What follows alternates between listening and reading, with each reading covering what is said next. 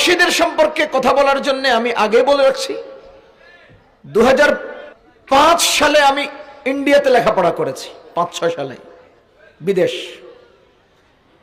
2012 সালে সৌদি আরব, বেশ কয়েকবার সৌদি আরব যাওয়া হয়েছে আমার বিদেশ। 2015 সালে আমি জাপানের একবার তারাবি পড়াতে গিয়েছিলাম, জাপানের টোকিওতে, বিদেশ। 2018 সাল থেকে 2023-24 সাল পর্যন্ত আমি 6 বার আমেরিকার সফর করেছি, বিদেশ। 2000 সম্ভবত 23-24 দিকে আমি একবার কাতার সফর করেছি, রিয়াদ সফর করেছি, বিদেশ। এই বিদেশ সফরের মাধ্যমে আমি প্রবাসীদের যে অবস্থানগুলো দেখেছি, প্রবাস জীবনের যে চিত্রগুলো আমার চোখে পড়েছে, এগুলো আমি আজকে আলোচনা করতে চাই, যেহেতু প্রবাসীদের উদ্যোগে আজকের প্রোগ্রাম। বিদেশে আমার বাংলাদেশি ভাইয়েরা হাড় ভাঙ্গা পরিশ্রম করে অর্থ কামায়, আর তারা ওখান থেকে বাংলাদেশে টাকা পাঠায়। বাংলাদেশে তাদের স্ত্রী, সন্তান, ভাই, মা বাবা টং টং করে আর তাদের পরিশ্রমের টাকাগুলো খরচ করে। আমি আশ্চর্যান্বিত হই, বাংলাদেশে একমাত্র দেশ যেখানে একজনের কামাইয়ের ভিত্তিতে 10 জন চলে। আমেরিকায় বাপেও কামাইতে হয়, মাও কামাইতে হয়, বউও কামাইতে হয়, স্বামীও কামায়, ভাইও কামায়, সবাই কামাই রোজগার করতে হবে, নচেত হবে না। এদেশে এক ভাই বিদেশ থাকে তো আরেক ভাই এভাবে হাতা বলটাই এখানে গরিলা রায়। এক ভাই বিদেশ থেকে তো এর বাপে লুঙ্গি টাকনুর নিচে দিয়া টাং টাং করে, স্বামী বিদেশ থেকে যে বউ মার্কেটে মার্কেটে টাং টাং করে। বিদেশে স্বামী স্ত্রীরা তো লাখ লাখ টাকা মার্কেটে উড়ায়, কথা বলেন। বাংলাদেশের মতো এত সহজ অর্থ কামাই, টাকা কামাইয়ের পথ আমার অন্য কোন দেশে চোখে পড়ে নাই। বাংলাদেশে সকাল থেকে বিকাল পর্যন্ত যারা ভিক্ষা করে, আমার মনে হয় না পৃথিবীর আর কোথাও এত চমৎকার ভিক্ষার কোন সিস্টেম আছে, আমি দেখি নাই। আমেরিকাতে আমি ভিক্ষা করতে দেখেছি, ট্রেনের প্ল্যাটফর্মে অথবা বাজারের মোড়ে সে আধা ঘন্টা যাবত এই ডেস্ক দিয়া পার্কে বিভিন্ন জায়গায় বাজনা বাজায়, গান কয়, এরপরে 2-4 জন লোক জমে, এরপরে আমার কিছু দেন। আরে চালিয়ে পায়। ভিক্ষাটাও এখানে সহজ, পৃথিবীর কোথাও আমি দেখি নাই এত সহজ অর্থ কামাই। আপনি দেখেন বাসের মধ্যে উঠেন, অথবা দরপত বাজারে, অথবা সোনারগাঁ পানামের এই মোড়ে, অথবা মোগরাপাড়ায় মাঝে মধ্যে দেখবেন একটা ডেস্ক লাগাবে, কয়েকটা বোতল সাজাবে, এরপরে মাইক একটা নিবে, এরপরে কতক্ষণ পর্যন্ত জাদুর মতো কিছু কারবার দেখাবে, এরপরে গাছের শিকড় কত্তরি, আপনার কোমর ব্যথা, পায়ের ব্যথা, হাত ব্যথা, মাথা ব্যথা, এই গাছের শিকড়ে নিয়ে চলেব। গাছের শিকড় পৃথিবীর আর কোথাও বিক্রি হয় না, বাংলাদেশে হয়।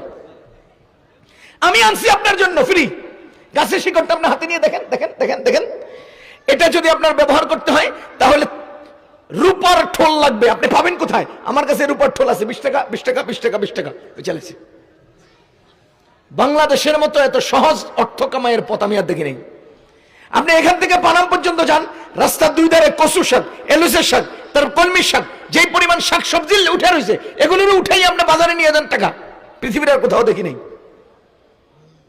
বাংলাদেশি প্রবাসী যে সমস্ত ভাইয়েরা আছেন, আমি কাতারে গিয়ে দেখেছি শত শত, আমি যে অঙ্গনে চলছি ওই অঙ্গনের কথা বলছি, হাজার হাজার বললে কম হবে না, হাজার হাজার বাংলাদেশি বেকার।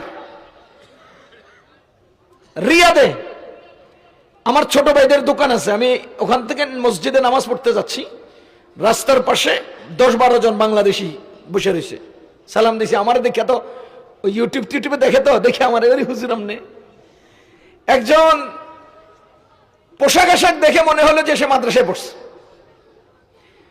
আজকে 1.5 মাস সৌদি আরব আসছি, 1.5 মাস এখানে বসে আছে। এই 1.5 মাসে একদিনও কাজ পাই নাই। প্রতিদিন সকালে আসি, বসি, বিকাল পর্যন্ত বসে থাকি, আবার বাড়ি চলে যাই, বাসায় চলে যাই।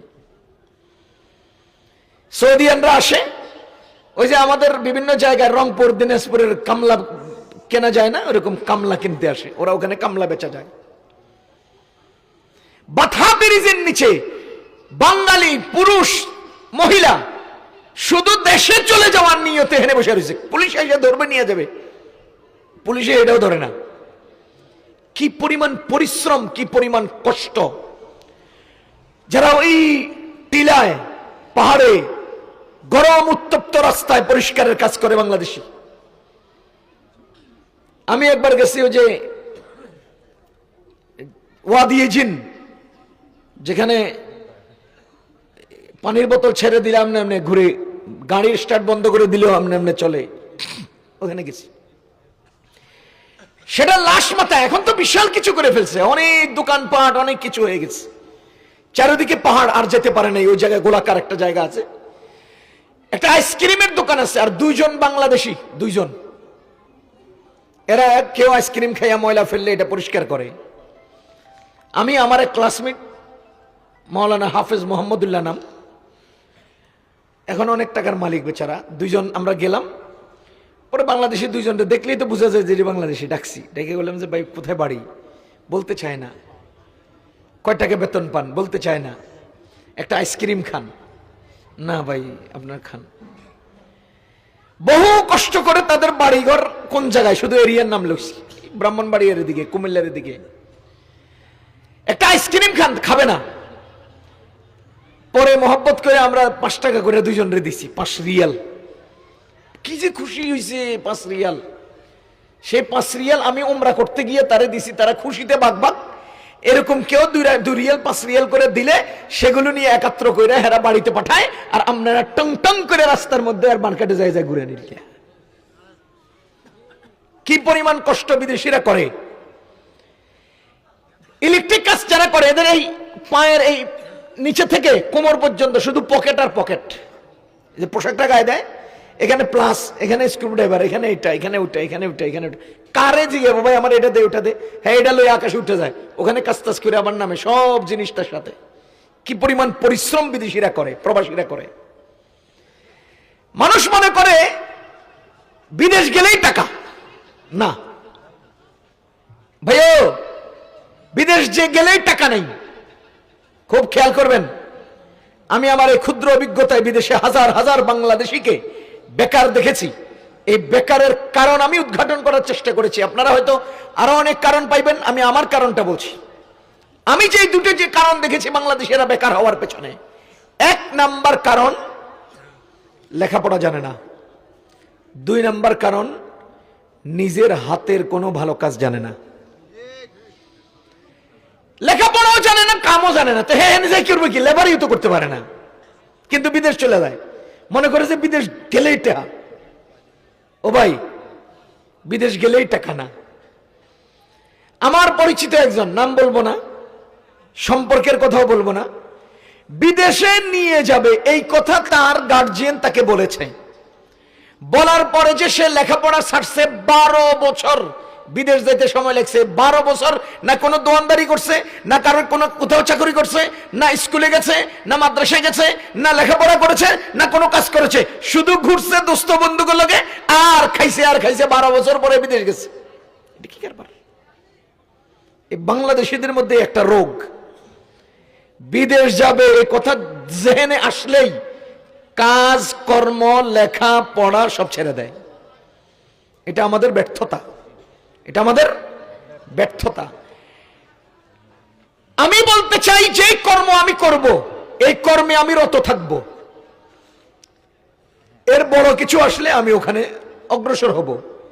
সব ছেড়ে দিয়ে বড় কিছু পাওয়ার আশায়, এটা উচিত না, এটা ঠিক না। প্রবাসী যারা আছেন, যেহেতু প্রবাসীদের উদ্যোগে আমি আপনাদেরকে খুব সহজে 2টা কথা বলে রাখি। আপনারা তো হয়তো বিদেশে আছেন, অথবা বিদেশে যাবেন, অথবা বিদেশে ছিলেন, আবার যাবেন। 1 নাম্বার, আপনার বসবাস যেন মসজিদের আশপাশে হয়। আপনার বসবাস যেন মুসলিম কমিউনিটিতে হয়। আমি আমেরিকায় গিয়ে দেখেছি, অনেক মুসলমান এমন আছে যারা নিরিবিলি একটু শান্তিতে থাকার জন্য মুসলিম গ্যাদারিং থেকে আলাদা একটা নিরিবিলি এরিয়ায় বাড়ি লইছেন, ওখানে থাকেন। ওনার ছেলেরা মেয়েরা স্কুলে যায় খ্রিস্টান ইহুদিদের সাথে, আবার খেলতে যায় খ্রিস্টান ইহুদিদের সাথে, আবার চলাচল করে মার্কেটে যায় খ্রিস্টান ইহুদিদের সাথে, পরে শেষ পর্যন্ত দিন হারায়, ঈমান হারায়, ইসলাম হারায়, সব হারায়। এজন্য বসবাস করতে হবে কোথায়? মসজিদের সাথে। আমি এই প্রসঙ্গে আপনাকে ইঙ্গিতে বলি, মহান আল্লাহ তাআলা পৃথিবীতে মানুষ বানানোর আগে মানুষের ইবাদতের জায়গা বানাইছেন। ইন্না আউওয়ালা বাইতিন উযিআ লিন-নাস লাল্লাযী বিবাক্কাতা মুবারাকা। নিশ্চয়ই মহান আল্লাহ দুনিয়াতে মানুষ বানানোর আগে মানুষের জন্য ঘর বানাইছেন মক্কার কাবা, মক্কার মসজিদুল হারাম। এর দ্বারা কি বোঝা যায়? মানুষ আগে বসবাসের জায়গা ঠিক করবে না, আগে ইবাদতের জায়গা ঠিক করবে, এরপরে তার আশপাশে বসবাসের জায়গা করবে। নবীজি মক্কা থেকে হিজরত করে মদিনায় গেছেন, যেখানে তার উট বড় বসেছে আবু আইয়ুব আনসারী রাদিয়াল্লাহু তাআলা আনহুর বাসার সামনে। নবীজি প্রথম সেখানে মসজিদ তৈরি করেছেন, মসজিদে কুবা। আগে মসজিদ, পরে বসবাস। সুতরাং আমরা বসবাস করব মসজিদ দেখে। এই বাংলাদেশেও যারা আমরা আছি, আমরা বসবাসের জায়গা নির্ধারণ করব ইবাদতের জায়গা ঠিক করে। ইবাদতের জায়গা দূরে হলে আপনি দেখবেন পর্যায়ক্রমে আপনার ইবাদতে খলল আসবে, আলসামি আসবে, দূরত্ব তৈরি হবে। আচ্ছা জামুনে এই কথা কই আপনি থেকে যাবেন, অথবা বলবেন যে বাসায় পড়ে আলাই, মসজিদটা দূরে, এ কথা কই আপনি জামাত তরক হবে। তার মানে ইবাদতের জায়গাটাকে যথাসম্ভব কাছে রাখা, অথবা ইবাদতের জায়গার কাছে থাকা। আপনি কি বুঝাতে পারতেছি? যারা বিদেশে আছেন আপনাদেরকে বলছি, অবশ্যই ইবাদতের জায়গার আশপাশে থাকবেন। তাহলে মুসলমানদের সাথে দেখা হবে, কমিউনিটির সাথে আপনার যোগাযোগ থাকবে, এবং দ্বীনি কার্যক্রমের সাথে যে কোনো টাইমে নিজেকে যুক্ত করতে পারবেন। আস্তে আস্তে আস্তে আস্তে দিন থেকে দূরে সরে যাবেন না। এলে 1 নাম্বার কথা। 2 নাম্বার, প্রবাসী ভাইদেরকে বলছি, 2 নাম্বার, আপনি ওই দেশের যে সাথী, সঙ্গী, বন্ধু, দোস্ত বানাবেন, দেখে শুনে দিনদার, পরহেজগার, সৎ, ইনসাফগার বন্ধু নির্বাচন করবেন। যার তার সাথে বন্ধুত্ব করবেন না, যার তার সাথে বন্ধুত্ব করবেন না। আপনার বন্ধু আপনাকে ফুসলাইয়া এমন জায়গায় নিয়ে যাবে যেখানে গেলে আপনার নিজের ফিউচার নষ্ট হবে, ভবিষ্যৎ নষ্ট হবে, জীবন ধ্বংস হবে। সুতরাং এমন বন্ধুদের সাথে নিজেকে যুক্ত করবেন যে বন্ধুরা আপনাকে অন্তত উপকার করতে না পারলে অন্তত বিপদে ফেলবে না, বদ্দীনের দিকে এগিয়ে নেবে না। আমি প্রবাসী ভাইদেরকে 2টা গুরুত্বপূর্ণ কথা বলেছি। 1 নাম্বার, কমিউনিটি দেখবেন মুসলিম, মসজিদ দেখে বসবাস করবেন। 2 নাম্বার, দিনদার এবং পরহেজগার বন্ধু নির্বাচন করবেন। 3 নাম্বার, আরো 2টা কথা প্রাসঙ্গিক, এটা হলো আখলাকি কথা। অবশ্যই আপনি রেগুলার আপনার বিবি বাচ্চার খোঁজ খবর নেবেন, মোবাইলে সময় কম দিবেন, অহেতুক মোবাইলে নেকেট দেখবেন না, এই সমস্ত গুনাহ থেকে বেঁচে থাকবেন। বউ বাচ্চা থেকে দূরে থাকার কারণে সময়টা কাটে না, তো কাজ করে আইসা আবার রাত্রেবেলা শুয়ে শুয়ে মোবাইল দেখে, খাবাসত দেখে, নাজায়েজ চিত্র দেখে, ভিডিও দেখে। এগুলোর কারণে শরীর নষ্ট হয়, মেজাজ নষ্ট হয়, বাসায় বিবির সাথে ঝগড়া তৈরি হয়। এগুলো থেকে বিরত থাকবো, প্রবাসী ভাইদেরকে বলছি।